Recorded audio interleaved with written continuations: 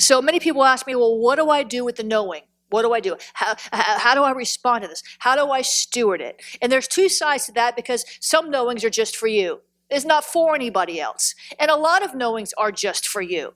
God wants you to know things, and so he'll cause you to know.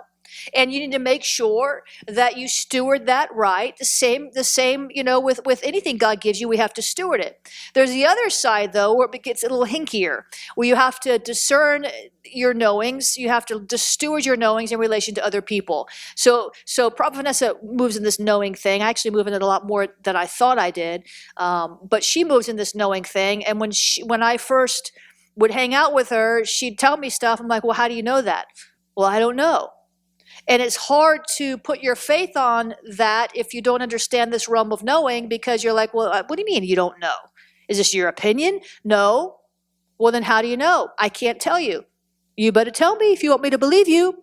So that's what makes it so difficult, right?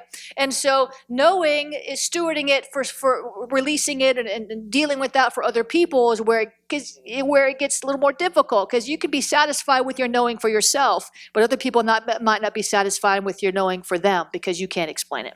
So we're going to talk about that today. So principles to releasing your knowings over people, churches, nations. It's another level of responsibility. So if you're wrong about your knowings, and the knowing is for you, it only hurts you.